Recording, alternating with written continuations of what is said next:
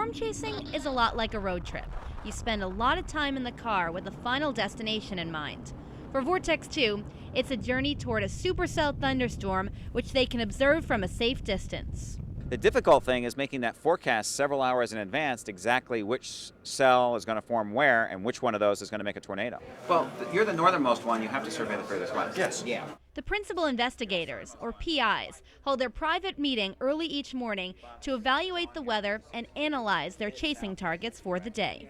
We can both do it in a way where we can both survey half of 33. The PIs present their findings to the entire Vortex2 crew at the morning briefing. Looking further east, there's also a chance for supercells as this warm front pushes north throughout the day, and we do see a low developing somewhere near Kansas City by 10 p.m. Once the meeting adjourns, it's time to hit the road. This particular day, we decided to ride behind the Renegade probe vehicle. We heard they get closest to the action. We're pretty clear that there's a tornado on the ground. We're going to deploy. Turn on the cameras as well. Their job is to place a tornado pod in the path of the storm to collect weather data as the storm passes over it. Vortex2 isn't all about the high-speed chase. In fact, it's rarely a high-speed chase. They spend a lot of time waiting in parking lots. Until the storms develop, there's a lot of downtime.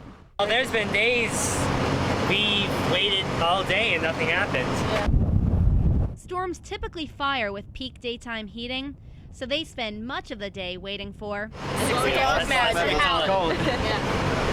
Hopefully by 6 o'clock there'll be something. If not, there's typically nothing good we can chase. Crews hold another meeting in the afternoon. Here they make final preparations to determine which storms to intercept. Afternoon and evening, the main impact. After that, the chase is on. What you see here is what Vortex2 spends most of their time doing: driving. After logging hundreds of miles, we aimed for a developing supercell in southwest Oklahoma.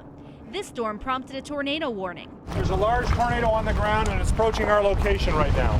The excitement we felt here made up for all of the downtime earlier. A tornado was spotted some 15 to 20 miles from where we were standing. And this is what Vortex2 is after. They're after a thunderstorm from a safe distance. But as soon as we found that storm, the threat passed and it weakened. This storm lasted several hours. Several hours, yeah, before it died.